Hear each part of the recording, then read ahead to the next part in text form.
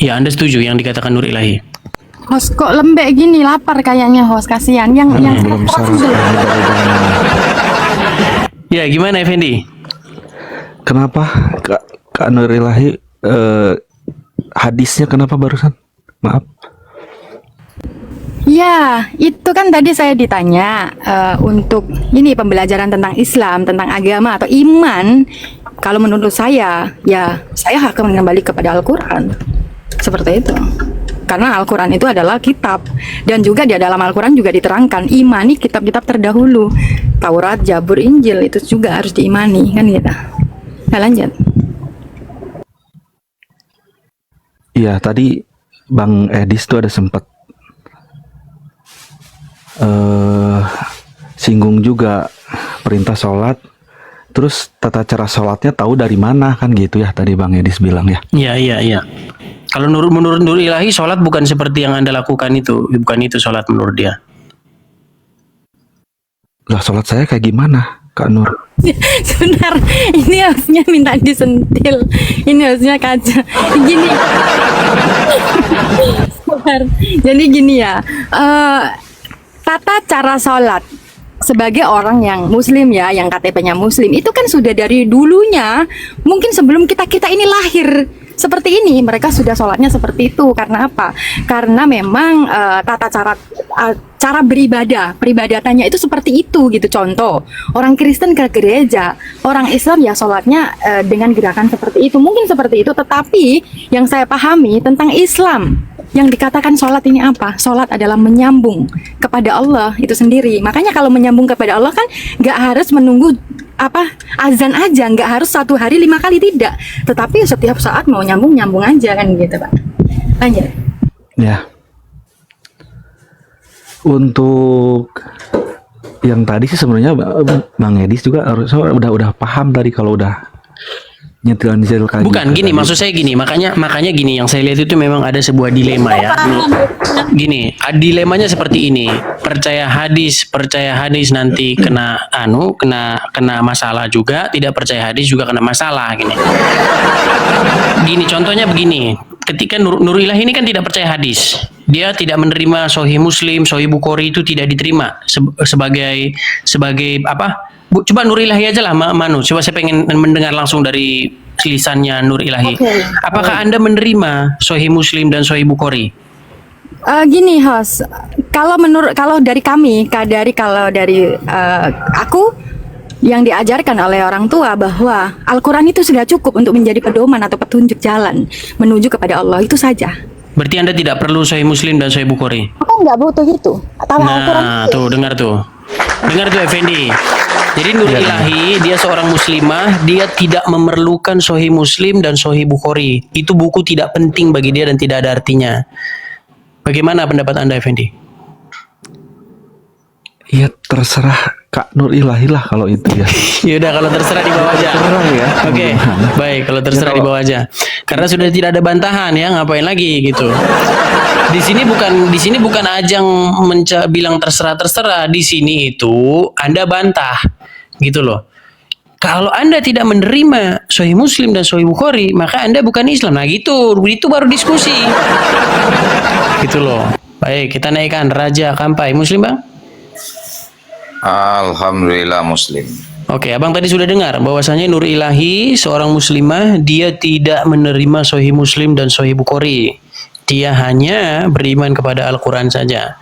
Apakah iman seorang Nur Ilahi itu adalah betul-betul imannya seorang Islam yang disebutkan di dalam Al-Quran? Silakan. Al-Quran itu adalah penyempurna kitab-kitab terdahulu. Kami percaya dengan kitab Taurat, Zabur, Injil, dan Al-Quran adalah penyempurna daripada kitab-kitab terdahulu. Terkait dengan hadis seperti Bukhari, Muslim, dan lain-lain, itu adalah penjabaran kepada Muslim yang isi Al-Quran itu sendiri, yang mudah dipelajari oleh umatnya atau pengikutnya. Terkait dengan si Nur Ilahi, mau ikut, mau menerima Sahihul Muslim, Bukhari, itu terserah dia kalau mau ikut, mau tidak. Tapi kami sebagai Muslim sangat mengedepankan wahyu-wahyu ataupun hadis-hadis daripada para sahabat Nabi gitu. Nur Ilahi setuju itu Nur Ilahi bahwa yang memberi penjelasan, yang memberi petunjuk itu adalah kitab-kitab Sahih Muslim dan Sahih Bukhari, bukan Al-Quran seperti kata Raja Kampai. Tidak sepakat. Jadi kalau tadi kan juga penyampaiannya juga sudah keliru ya. Beliau bilang bahwa wahyu, ya dikatakan wahyu. Sedangkan yang wahyu itu ya Al-Quran itu sendiri, Quran yang tersurat. Itu harusnya diyakini, dibaca. Kayak gitu Pak. Itu wahyu. Iya. Itu. Bukan, Iya. bukan. Ini dilemanya memang. Dilemanya Muslim memang seperti itu Nur Ilahi. Kalau Anda konsisten mengatakan bahwa yang wahyu itu adalah Quran, yang kitab penjelas itu adalah Quran. Anda konsisten. Nah, tetapi Raja Kampai di sini dia mengatakan bahwa yang memberi penjelasan itu bukan Quran tapi hadis gitu. Nah, ini fenomena yang saya lihat. Cuman di sini Nur Ilahi pun di sini saya tampol, Raja Kampai pun juga akan saya tampol. Dua-duanya akan saya tampol gitu loh. Di bawah ramai banget. Ramai banget itu. Kenapa saya? Jadi gini. Jadi gini ya, setelah Nabi Muhammad itu kan Nabi terakhir tuh. Kita di dalam Al-Quran sudah diterangkan bahwa harus mengimani kitab-kitab sebelumnya juga. Di rukun iman juga diterangkan juga. Nah, apakah tidak cukup dengan pengetahuan seperti itu? Kenapa harus lari ke sana, gitu loh? Contoh, mengimani kitab-kitab sebelumnya. Sudah belum kita mengimani kitab Taurat, Zabur, Injil? Apa sih itu Injil? Nah, itu satu. Jangan kemana-mana dulu, Pak. Itu sih saya. Loh. Gini, kita memang beriman kepada kitab-kitab sebelumnya, Bu Nur Ilahi. Bohong. Taurat, Zabur. Bohong. Anda beriman kepada kitab sesudahnya. Anda bohong. Tapi Al-Quran adalah penyempurna bagi kitab-kitab sebelumnya. Raja Kampai, ketika Anda mengatakan bahwa Anda beriman kepada kitab sebelumnya, Anda bohong. Buktinya Anda lebih beriman kepada kitab sesudahnya, yaitu Sahih Muslim dan Sahih Bukhari, gitu loh. Kami tidak. Itu bukan kitab, Pak. Itu hadis Rasulullah. Iya, yang bentuknya kan disampaikan kitab, oleh- Bang. Ya kita Sekarang mengimani karena Rasulullah itu adalah nabi kami, nabi terakhir. Dalam Al-Quran dijelaskan. Dengerin Bang Raja Kampai, dengerin. Kitab Sahih Muslim, kitab Sahih Bukhari itu kitab sesudah Al-Quran atau sebelum Quran? Lari dia kan? Ya. Jangan lari seperti itu ya. Jangan lari seperti itu. Nur Ilahi, bagaimana pendapat Anda ini tentang orang-orang yang menuduh Anda bahwa Anda ini katanya oten menyamar atau bagaimana ini? Nggak apa-apa, itu sudah hampir tiap hari, itu nggak masalah. Aku dikatakan Oten, Kristen, Hindu, Buddha, nggak masalah. Karena begini, tentang iman itu antara aku dan Tuhan, nggak ada orang yang bisa menyelamatkanku, tidak bisa. Sekalipun orang tuaku itu seorang ulama, aku juga tidak bisa menyandarkan diriku agar diselamatkan oleh orang tuaku, tidak. Tetapi dirikulah yang harus mengajarkan bagaimana kita sampai kepada Tuhan. Bagaimana kita mempelajari Al-Quran, apa yang diajarkan Isa, la ilaha illallah itu sendiri, itu. Tapi untuk mereka-mereka yang seperti itu sebenarnya ya wajar sih, karena apa, Pesan-pesan Nur Ilahi nih sebelum kita berikan kesempatan kepada yang lain biar gantian. Pesan-pesan nih terakhir ya.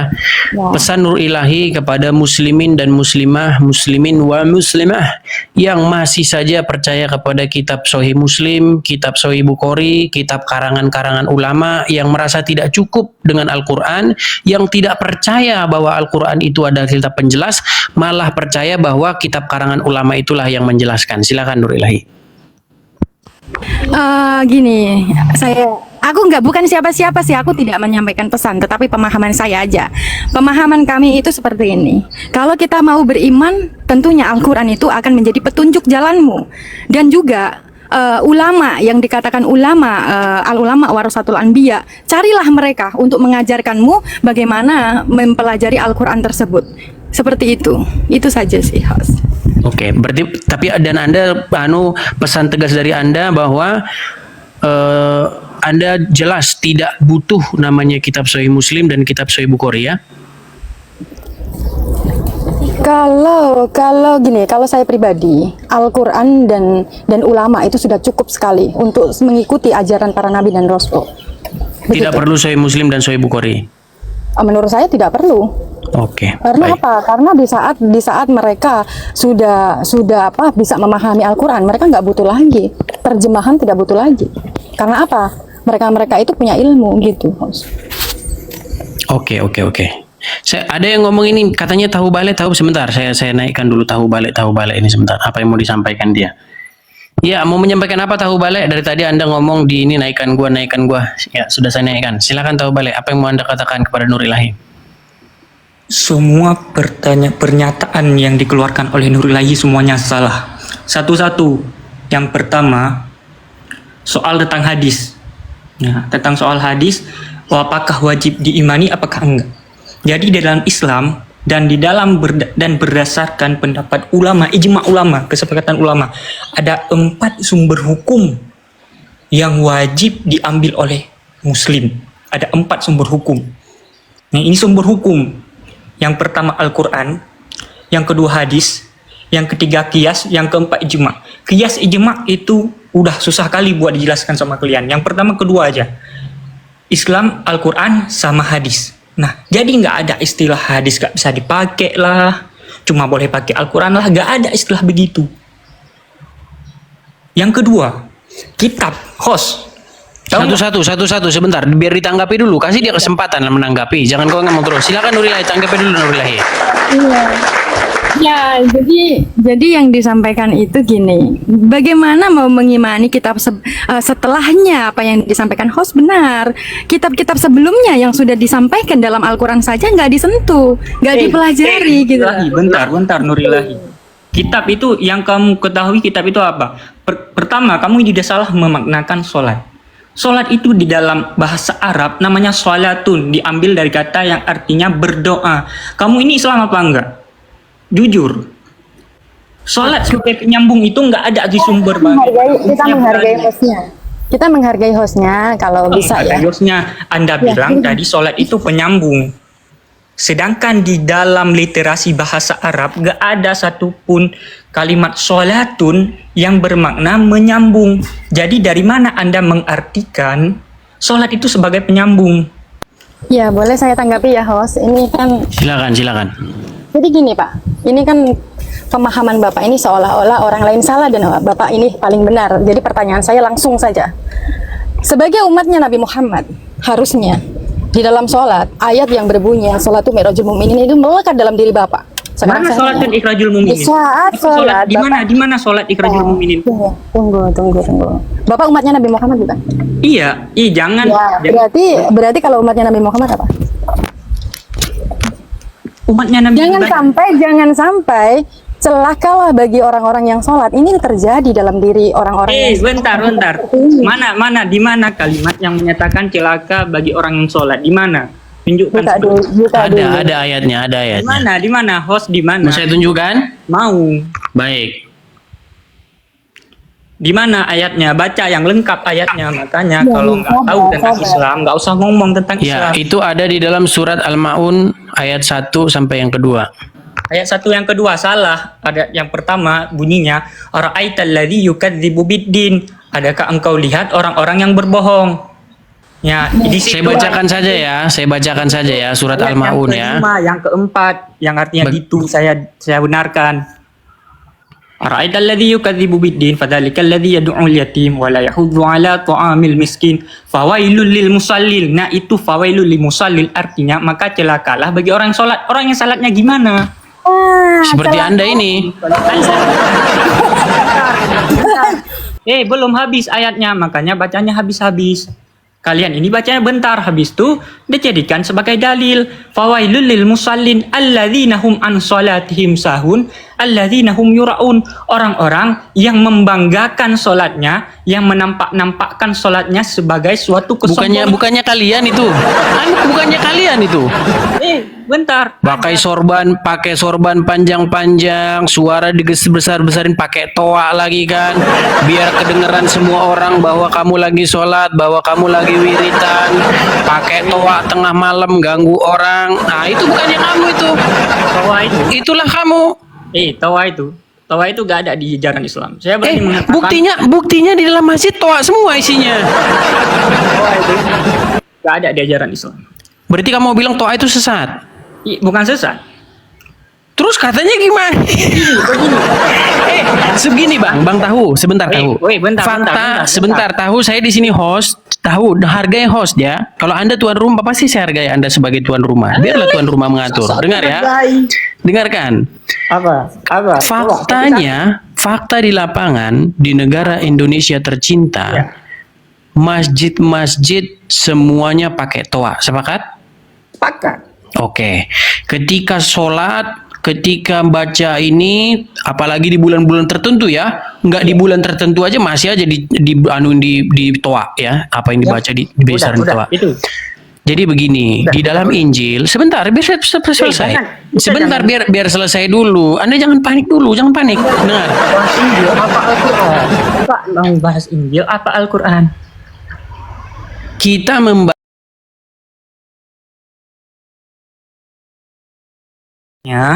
apa bacaan-bacaan yang lainnya? Anda tahu tidak? Justru itu yang saya tanyakan sama Nur Ilahi. Nur Ilahi ketika Nur Ilahi membantah hadis, nanti dia pun kena masalah. Anda percaya hadis juga kena masalah. Gitu loh, sama-sama kena masalah. Dua-duanya wajib dipercaya. Aduh, ini kalian berdua belajar agama apa enggak sih? Ini dua-duanya, hostnya sama Nur Ilahi, dua-duanya udah kalian. Kok Anda tanya saya belajar agama atau tidak? Apakah Anda lebih ngerti Quran dari saya? Iyalah, jelas. Anda saja. Ya, saya akan bacakan ya. Saya akan bacakan apa yang diajarkan oleh Yesus di dalam Injil. Bentar. Ya. Sebentar. Anda disuruh beriman kepada Injil, Anda tidak percaya. Anda malah beriman kepada kitab sesudahnya. Gimana? Yang sudah revisi berapa kali? Berarti Injil bisa direvisi. Injil yang direvisi berapa kali itu? Enggak, sebentar. Berarti firman Allah sebentar. Berarti firman Allah bisa dirubah-rubah. Kalian yang ubah. Bukannya kalian.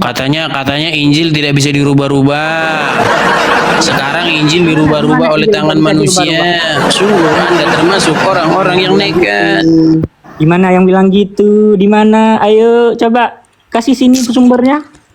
Yang bilang Injil gak bisa dirubah-rubah, coba sini sumbernya, ayo. Jadi menurut Anda firman Allah bisa dirubah-rubah nggak? Ayo, firman Allah yang mana? Oh, firman Allah masih yang mana lagi ternyata? Ada Taurat, ada Zabur, ada Injil. Di mana firman Allah tertentu bisa dirubah-rubah mana? Ada perjanjian inilah, ada kata-kata Paulus lah, revisi lah. Nggak ada di Al-Quran itu revisi. Yang kalian ada revisi itu di Pak, boleh saya sama bapaknya dulu, Has. Gini Pak, Bapak ini kan di rukun iman harus mengimani nabi-nabi kan. Siapa yang membawa Injil, Pak? Nabi Isa. Nah, kenapa tidak mengimani Nabi Isa? Siapa bilang tidak mengimani? Kenapa mengolok-olok mengatakan bahwa Injil berubah-ubah? Apa arti iman bagimu? Nih yang ditanya apa, yang dijawab apa, ini tahu balik ini. Ngikutin kamu dulu. Ini loh. Apa arti iman? Yang Injil itu dibawa siapa? Nabi Isa. Nah, kenapa nggak mengimani Nabi Isa? Nabi Isa, kenapa nggak mengatakan Injil dirubah-rubah? Saya percaya di dunia ini ada seorang nabi yang dilahirkan melalui kandungan Siti Maryam. Lari ini kemana-mana. Yang ditanya bukan itu. Yang ditanya itu, kamu bilang Injil dirubah-rubah, betul? Sudah dirubah-rubah Injil? Sudah. Di ayat Quran berapa? Ya kurang berapa? Enggak ada. Terus kok kamu ngarang? Nah, host, kamu mengiring-giring saya kembali. Kok menggiring-giring? Emang bola digiring-giring? Bapak kemana-mana Pak. Tidak mencontohkan bahwa Bapak orang Islam Pak. Iya. Oke lah, tahu balik tidak ada bantahanmu. Jadi kamu saya ganti dulu yang lain ya. Oke, kamu tidak ada bantahanmu. Kamu hanya berakrobat saja. Ya. Teman-teman perlu saya kasih tahu ya, saya kenal sama, bukan dalam pengertian pernah ketemu ya, saya pernah sebelumnya ini ngobrol dengan Nur Ilahi, dan saya pastikan Nur Ilahi ini seorang muslimah, ya. Saya pun berdebat dengan Nur Ilahi ini, tapi satu hal yang saya setujui, satu hal yang saya suka sama dia itu adalah bahwa dia itu percaya kepada Al-Quran, bahwa Al-Quran itu adalah kitab yang memberi petunjuk. Ini yang saya salut dari dia. Nah, teman-teman muslim yang lain yang saya naikkan ke sini, semuanya tidak percaya kalau Quran itu kitab petunjuk. Yang kitab petunjuk itu katanya hadis. Ini makanya saya bilang, ini adalah sebuah fenomena yang nyata, ya. Yang nyata-nyata sekali. Ketika saya bertanya tentang agama Islam, menyuruh menjelaskan agama Islam, yang dibawa kitab hadis. Katanya kitab hadis itu adalah kitab yang memberi penjelasan. Padahal waktu saya baca Al-Quran, kitab yang memberi penjelasan itu adalah Al-Quran. Terima kasih Bang Ferdi, makasih Bang Ferdi. Ini satu hal yang saya suka dari Nur Ilahi. Walaupun nanti dia pun akan saya tampol juga gitu loh. Karena nanti ketika dia saya tanya sesuatu tentang agama Islam, pasti nanti tidak ada jawabannya kalau nggak pakai hadis begitu, Nur Ilahi. Oke, Nur Ilahi, ini statement Anda yang sangat-sangat cetar membahana ini adalah sebuah pengakuan Anda bahwasanya seorang muslim itu tidak membutuhkan Sahih Muslim dan Sahih Bukhari. Itu aja, kita fokus di situ dulu karena Anda tahu betul ya konsekuensinya bagaimana. Bahkan Anda mengatakan bahwa di dalam kitab tersebut isinya ada yang memojok-mojokkan Muhammad, begitu ya Nur Ilahi ya? Iya betul. Jadi kalau saya pribadi ya, saya tidak mengajak, saya tidak mencari siapapun. Ini kan menyangkut kepercayaan atau iman itu sendiri, dan kita harus Al-Quran itu adalah petunjuk bagi manusia, kan gitu. Kalau saya mau beriman kepada Allah lah harus kembali kepada Al-Quran, kan gitu. Makanya di dalam Al-Quran itu kenapa di setiap ayat itu mengandung Bismillahirrahmanirrahim. Nah, kita harus pelajari di situ. Oke, terima kasih Nur Ilahi atas wejangannya. Semoga banyak kaum muslimin dan muslimah yang mengikuti jejak Nur Ilahi. Begitu. Oke, terima kasih Nur Ilahi ya. Kita beri kesempatan yang lain ya. Baik, terima kasih. Oke. Waalaikumsalam. Ya, oke.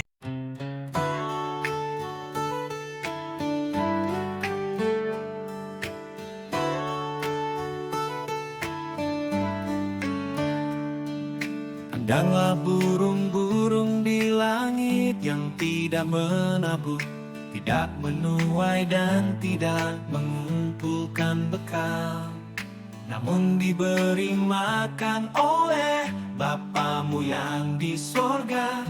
Bukankah kamu jauh melebihi burung-burung itu?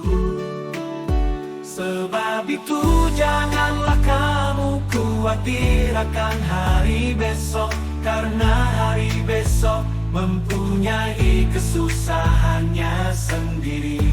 Kesusahan sehari cukuplah untuk sehari,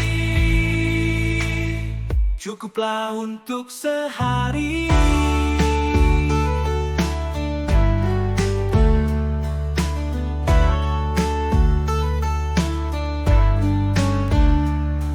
Perhatikanlah bunga bakung di ladang yang tumbuh tanpa bekerja dan tanpa meminta. Jika demikian Tuhan mendandani rumput di ladang, tidakkah Ia akan terlebih lagi mendandani kamu? Sebab itu janganlah kamu khawatir akan hari besok, karena hari besok mempunyai kesusahannya sendiri. Kesusahan sehari cukuplah untuk sehari, cukuplah untuk sehari.